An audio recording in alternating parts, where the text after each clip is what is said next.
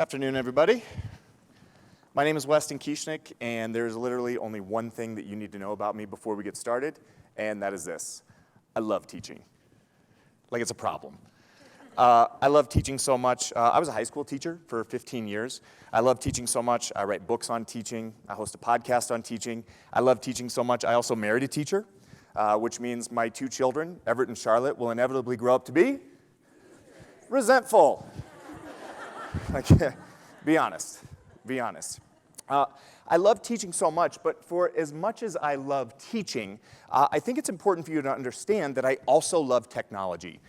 And we found ourselves in this really strange position as of late where this world of innovation and technology and this world of traditional teaching seem to be doing less coalescing and more competing for time. And I can prove that to you with one picture and about 15 seconds worth of your time. With the people around you, feel free to use the people at your elbow if you need help. Take 15 seconds and try to read these 3 lines of text. That's your challenge, right? It's only 3 lines. I'm giving you 5 seconds per line. I know you can do this, right? Final 10 seconds. If you think I'm counting too fast, I'm not. I'm going really slowly. Final 5, 4, 3, 2, 1. Show of hands if you think you got the whole thing. Good. What's your name right here, partner? Oh my God, I should not have raised my hand, right? What's your name, my friend? Dennis. Dennis, do me a favor. Give Dennis a round of applause, please. Yeah. Dennis, in your loudest teacher voice, give it a shot for us, if you please.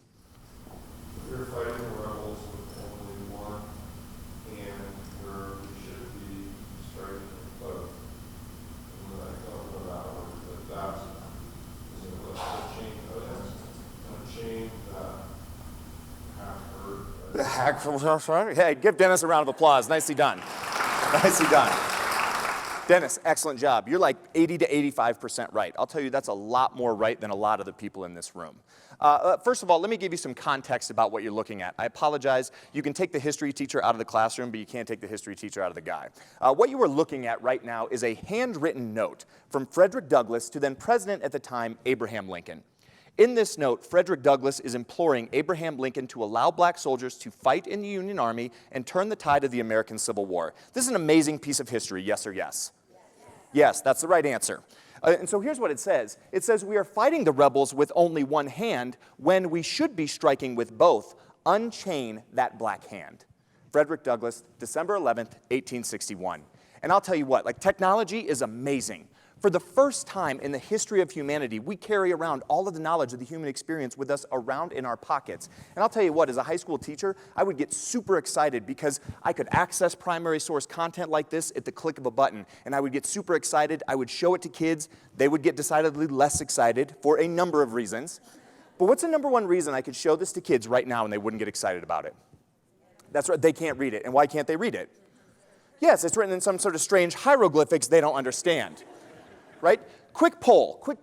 Show of hands in this room if you learned how to read and write in cursive in school. Nice and high, good, thank you. 1, 2, 3, everybody, thank you. Answer me this question. Are our children in today's schools being taught to read and write in cursive more or less today? Less. My friends, danger, danger, danger. It is a dangerous game when in the name of innovation, we determine that the skills of our past have no place in our future. I'll say it one more time because it's just that important. It is a dangerous game when in the name of innovation, we determine that the skills of our past have no place in our future. Now, does that mean we should all be learning cursive writing again? I don't know, not necessarily, but it should mean we take a good hard look at the wisdom of our past before we decide what needs to stay and what needs to go. Because somewhere along the line, somebody made a decision that this needed to go. And I'll tell you what, it may not be a big deal if our children can't read this document, but there are other important documents written in this hand. Name one. Thank you. The United States Constitution is written in this hand. And when our children are not able to read it, what are they then dependent upon? Someone else to read and thus interpret for them. Danger, danger, danger. And it may not be a big deal if you were reading this document and you got one word wrong, but I'll tell you what, it's a big, fat, giant deal in a document like the Constitution, especially if that word is all. You understand what I'm saying? My friends, too often in education, and not just in education, often in education, in our business practices, and in our politics, we embrace this culture of or. where we decide that we are either about old school practices or new school practices. In our business practices, we decide we're either about profits or we're about customer service. In our politics, we decide we are either red states or blue states. And my message here today is that we can no longer elevate this culture of or. We have to start to elevate a culture of and. A culture of what? And. We have to start to elevate a culture of and, especially in our nation's schools. Here's why. I'm about to make a bold statement that I cannot believe for the life of me is a bold statement, but in our current academic climate, it is. Here's that bold statement. Are you ready? Education is not broken. Education is not broken. How many of you, by show of hands, have heard this narrative out there that education is broken, our schools are broken, and we need to rebuild our system from scratch? Anyone heard this narrative? Can I just tell you, I find that statement insulting. As an educator, I find it insulting. As a person who has been educated by other educators, I find that statement profoundly insulting. It is insulting on behalf of all of the practitioners who are in classrooms right now as we speak, doing amazing things on behalf of our children. Furthermore, this notion that education is broken is entirely untrue. Anyone care to guess what the national graduation rate was in the year 1910? What percentage of kids do you think we graduated from high school? Take a guess. 14, 10%, great guesses. In 1910, the national graduation rate was 8%. We graduated, you want to hear something crazy? That's not 8% of all children. That's 8% of the children that we allowed to go to high school. Keeping in mind that in 1910, we only allowed one group of kids to go to high school, and they all looked like me. You had to be white, and you had to be male. Furthermore, you used to have to take a test to get into high school. Want to know what one of those test questions was? Name the 5 senses. In 1910, if you could name the 5 senses, people looked at you and said, that guy is high school ready. In 2011, we started to standardize, the US Department of Education started to standardize how they measure national graduation rates. And in 2011, they discovered that the actual national graduation rate was 79% of all children. And then in 2012, when they measured again, guess what? We set a record graduation rate of 80%. Followed by another record year of 81%, subsequently by another record year of 82%, again, another record year after that of 83, then 84, and guess what it was most recently in 2017? 85% of all children. My friends, we are educating more children with greater rigor from more diverse socioeconomic backgrounds than ever before, and nobody knows it, not even us. You want to know? You want to know what's even amazing? Even right now, as some of you are looking at these statistics, are there still gaps relative to race and socioeconomics? Absolutely, and we got to overcome those gaps. But at the same time, some of you are looking at this with concern, thinking like, oh yeah, Weston, that's nice, but graduation statistics are hard. You know who else thought so? Johns Hopkins University in 2016. And in 2016, Johns Hopkins did a study, and guess what they discovered? They discovered that things like watered-down graduation requirements, push-outs of unsuccessful students, and mistaken calculations, none of those things, none of them were widespread enough to have inflated the national graduation rate, which is currently at an all-time high. Education is not broken, great teaching is not broken, and we have to make sure that in the space of innovation, we are not embracing this culture of or, where we decide we are either about old school practices or new school practices. We have to embrace a culture of and. One more time, a culture of what?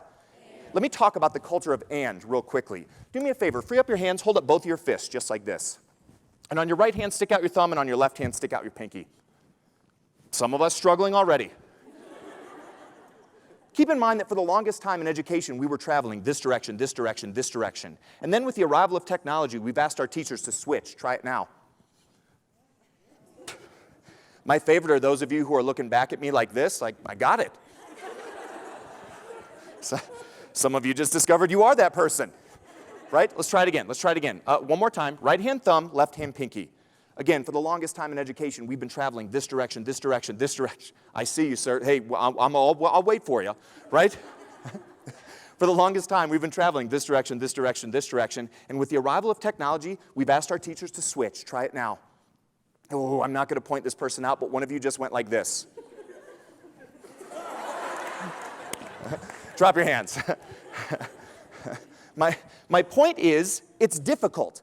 What we've asked our teachers to do is difficult, and what we also need to understand that it's profoundly incomplete. Great teaching doesn't live in the place where either our teachers decide whether they are old school or new school.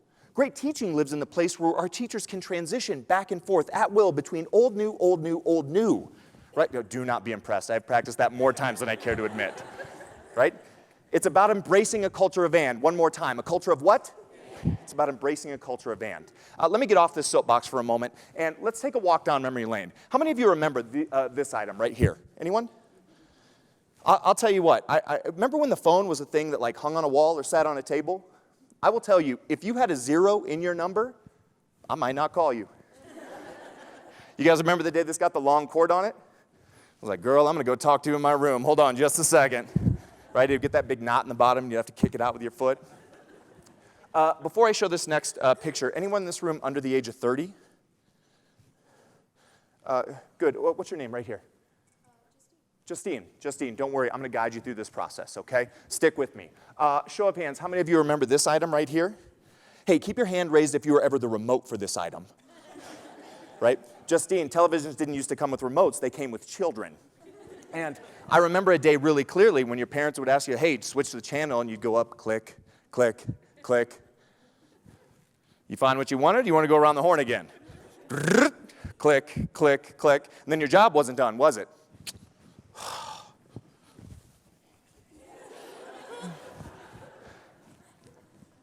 How many of you remember these right here? Yeah, Justine, so many folks under the age of 30 don't understand that the iteration of the word Wikipedia comes from the term?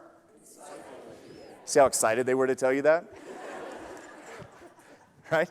And then, Justine, when I show this last picture, I want you to pay close attention with me. It will resonate so much with some of the people in this room that they will make a noise, okay? You and I are going to listen for it together. Are you ready? Oh, did you hear it? It was that like, ah, right? You guys remember when this used to be texting? When how much you liked a person depended on how well you folded their note? I was like, girl, this one has 2 diamonds on the top. That's right, you're welcome. I show you these pictures not because it's fun to take a walk down memory lane, because it's important for us to recognize that each one of these items had immense value. Because without the wisdom of the wall phone, we never get amazing innovation like the iPhone. Without the wisdom of black and white TV, we don't get to live in a world where virtual reality exists. Without the wisdom of the Encyclopedia Britannica, we don't get amazing tools like Wikipedia or even the internet for that matter. And without the wisdom of the pass note, and yes, I just said the wisdom of the pass note, and this idea that we can share thoughts and information with people around us, we now live in a world where we get to share thoughts and information not just with people in direct proximity to us, but with people all around the world. And because now we can share thoughts and information with people all around the world, we now get to know amazing things. Things like Ryan Lochte can't spell scissors.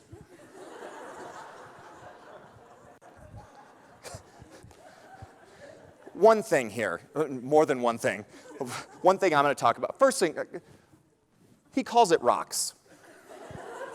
Plural. Can we all agree it's rock, singular? It makes me think that Lochte's out there playing rocks, papers, sickers. Guys, I show you these items because it's important for us to understand we have to embrace a culture of and. Why? Because wisdom informs innovation. And if we abandon the former in pursuit of the latter, we will capture neither of those things. And nowhere is that more true for us than in our children's classrooms.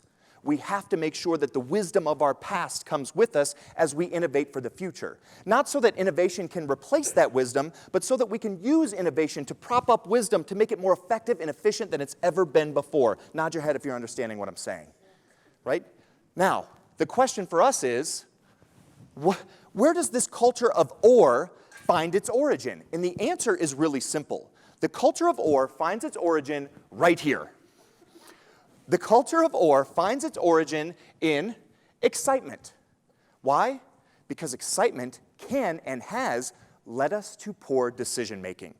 Let me give you a perfect example of how excitement can lead to poor decision making. I travel every single week speaking to teachers and school leaders around the world, and every so often I get to bring my children or my wife and children with me.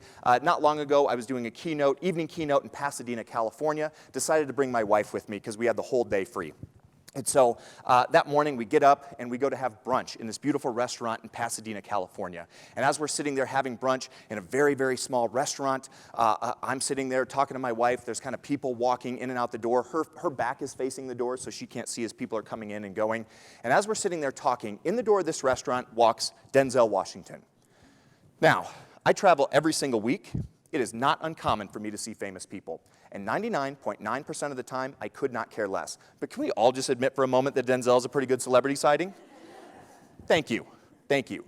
Right? He walks in. Everyone in the restaurant notices except my wife. Remember, her back is to the door. He sits down. Everyone's being real cool. And at one point, because she hasn't seen, I lean over and I say, Molly, don't turn around. But Denzel Washington just walked into this restaurant. Ladies, what did my wife do? Like an owl, she whips her head 180 degrees and stares at Denzel for what I, as her husband, can only describe as an uncomfortable amount of time.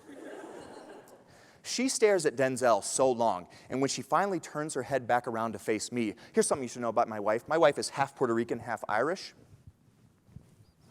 I don't think you heard me. My wife is half Puerto Rican, half Irish. So when she finally turns her head back around, she says in her quietest, most demure, most discreet Irish Puerto Rican voice, "He's more beautiful than I imagined."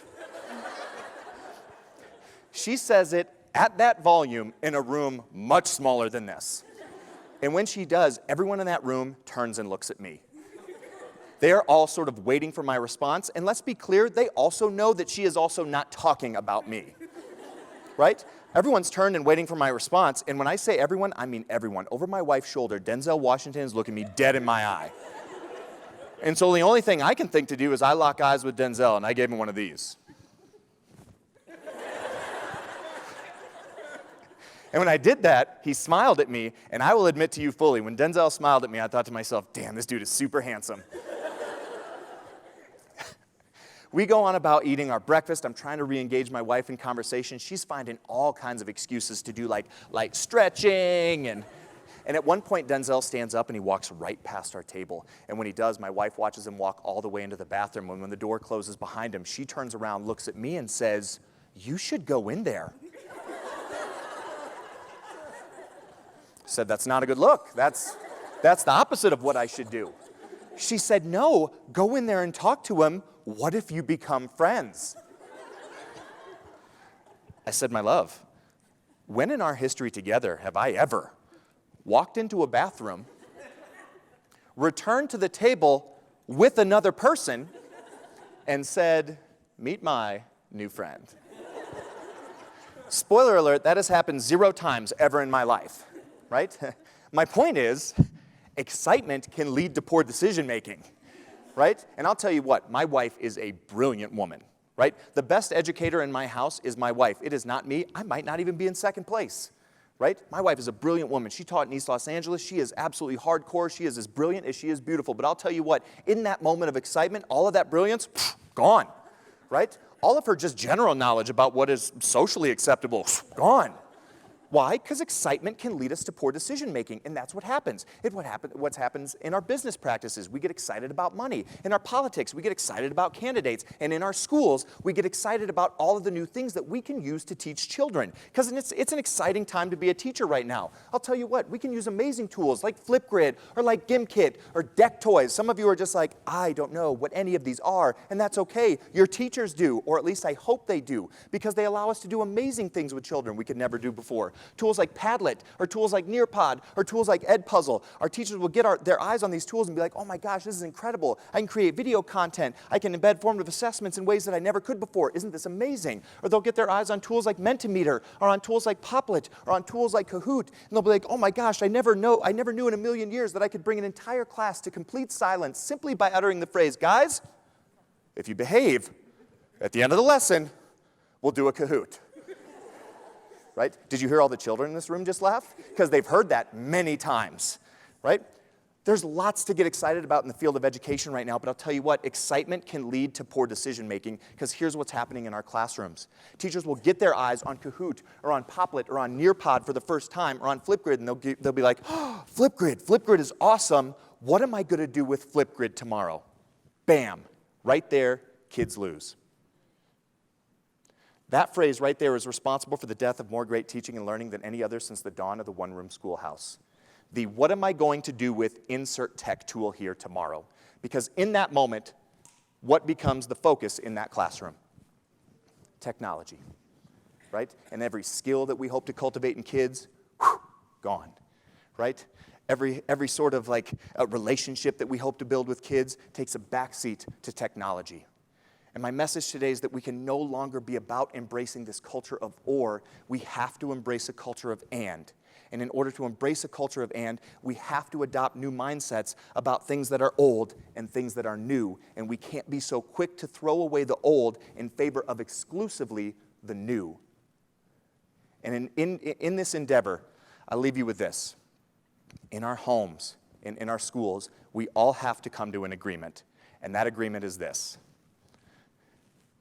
that learning is king, and growth is queen, and cool is the court jester. And the jester is technology, and the jester has value. The jester has immense value. But don't put the jester in charge of the kingdom.